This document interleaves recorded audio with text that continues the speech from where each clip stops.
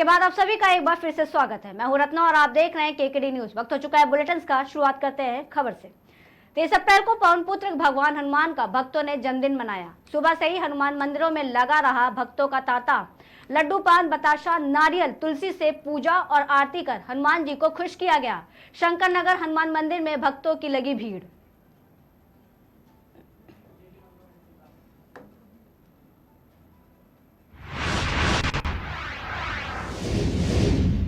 कांग्रेस नेता पवन खेड़ा ने पीएम मोदी के बयान को चुनौती देते हुए कहा कि हमारे घोषणा पत्र में कहीं भी हिंदू मुसलमान लिखा हो तो दिखा दें। प्रधानमंत्री ने आज फिर झूठ बोला। एक चुनाव जीतने के लिए आप झूठ पे झूठ परोसते चले जाओगे जनता को। चलिए, आपकी गारंटियां झूठी, आपके जुमले झूठे, आपके वादे झूठे। आप देश को हिंदू मुसलमान के नाम पर आप झूठ परोस कर बांट रहे हैं। कांग्रेस के मैनिफेस्टो में कहीं भी, मैं ये चुनौती करता हूं प्रधानमंत्री को, कहीं मुसलमान या हिंदू कोई इस तरह का शब्द हो तो हमें बताएं और ये चुनौती स्वीकार करें, नहीं तो झूठ बोलना बंद करें। कांग्रेस के मैनिफेस्टो में न्याय की बात की है। न्याय नौजवानों के साथ, न्याय महिलाओं के साथ, न्याय आदिवासियों के साथ, न्याय श्रमिकों के साथ। उसमें प्रधानमंत्री को आपत्ति है। आपत्ति हो भी क्यों ना, ये हमारा न्याय पत्र प्रधानमंत्री को आईना दिखाता है और उनके 10 साल के कृत्य दिखाता है। ये पूरे 10 साल इन्होंने हिंदू मुसलमान करके खत्म कर दिए और आप फिर से चुनाव में आए हैं हिंदू मुसलमान लेकर। शर्म आनी चाहिए प्रधानमंत्री को। झूठ बोलने में भी शर्म आनी चाहिए और इस तरह से देश को बांटने में भी शर्म आनी चाहिए। और मैं फिर से चुनौती देता हूं, हमारा मैनिफेस्टो, प्रधानमंत्री जी आपको धन्यवाद। आपके ये झूठ की वजह से लोग हमारा मैनिफेस्टो पढ़ रहे हैं और आपके झूठ को भी वो उसी में ढूंढ रहे हैं कि कहां लिखा हुआ है हिंदू, कहां लिखा हुआ है मुसलमान। इस तरह के शब्द हमारे मैनिफेस्टो में नहीं है। ये आपकी इस हल्की मानसिकता में ये शब्द होते हैं। इस तरह के जो बंटवारे की बात होती है वो आपके दिमाग में होती है, आपके जहन में होती है। हमारे न मैनिफेस्टो में है, न हमारे संविधान में है, न हमारे दिमाग में है, न इस समाज में है। सिर्फ और सिर्फ आपकी हल्की मानसिकता में है और कहीं नहीं है। झूठ बोलना बंद करिए प्रधानमंत्री जी। अब 1.5 महीना बचा है, जाइए, रिटायर हो जाइए और बाइज्जत रिटायर हो जाइए। कम से कम झूठ आपको शोभा नहीं देता। इस कुर्सी पर आपसे पहले बहुत ही पढ़े लिखे महानुभाव बैठे हैं। कभी किसी ने इस तरह का झूठ नहीं बोला जिस तरह से आप बोलते हैं। और आपके बाद भी बहुत अच्छे लोग आएंगे, प्रधानमंत्री बनेंगे, लेकिन कोई भी इस तरह से झूठ नहीं बोलेगा और आपका नाम इतिहास के डस्टबिन में जाएगा जिस तरह का आप झूठ बोलते हो। माफ कीजिएगा, ये भाषा हम आप ही से सीख रहे हैं। जय हिंद, जय कांग्रेस। प्रधानमंत्री ने आज फिर झूठ बोला।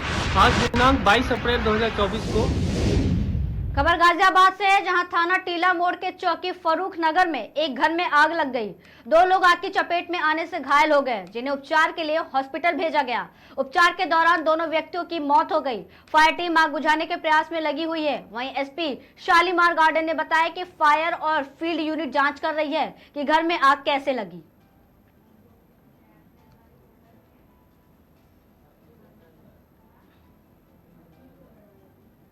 आज दिनांक 22 अप्रैल 2024 को थाना टीला मोड़ क्षेत्र स्थित फरूख नगर से एक सूचना प्राप्त होती है कि एक मकान में आग लग गई है, जिसमें 2 व्यक्ति फंसे हुए हैं। तत्काल पुलिस बल द्वारा वहां पहुंचकर फायर सर्विसेज को बुलाते हुए आग पर काबू पाई गई तथा घायलों को वहां से निकालकर उपचार हेतु अस्पताल भेजा गया।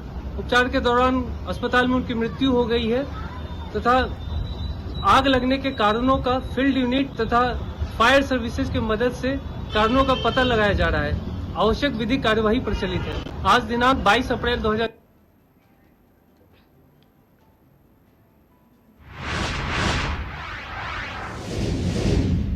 आयुर्वेदिक की आड़ में नशा युक्त गोली की हेराफेरी करने वाले अभियुक्त के पास से नशा युक्त गोली, जिसकी कीमत 6,65,600 रुपए है, उसे एसओजी ने कब्जे में लिया।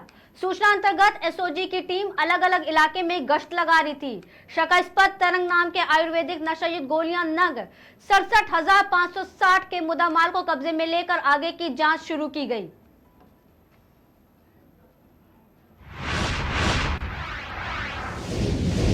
खबर बांदा से है, जहां मरौली बालू खदान खंड संख्या 5 में हैवी पोकलैंड मशीनें गरज रही हैं। बालू माफिया संजीव गुप्ता के आगे खनिज विभाग नतमस्तक है। बालू माफिया संजीव गुप्ता दिन रात अवैध खनन कर रहा है। मरौली खंड संख्या 5 में धड़ल्ले से एनआर और ओवरलोडिंग का खेल चल रहा है। खनन माफिया संजीव गुप्ता पर जिला प्रशासन मेहरबान है। बउआ, ये कौन सी खदान चल रही है? मरौली चल रही है। क्या मशीनें वगैरह सब चल रही हैं पानी में? चल रही है। कितनी मशीनें चल रही हैं? 5-6 चल रही है। 5-6 मशीनें चल रही हैं। पानी से निकालते हैं? हाँ, 2 मशीनें पानी से निकालती हैं। अच्छा, ओवरलोड सब चला रहे हैं? सब ट्रक पूरे फुल हैं ऊपर तक? हाँ, ऊपर तक कर रहे हैं। बउआ, ये कौन सी खदान चल रही?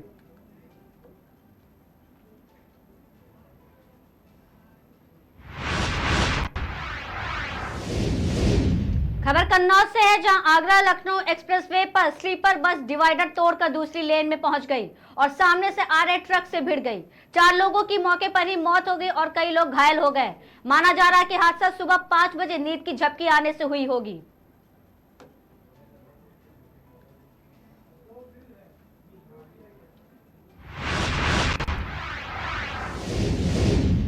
अगली खबर कौशाम्बी से है, जहां एक बार फिर भाजपा से सांसद प्रत्याशी का विरोध किया गया।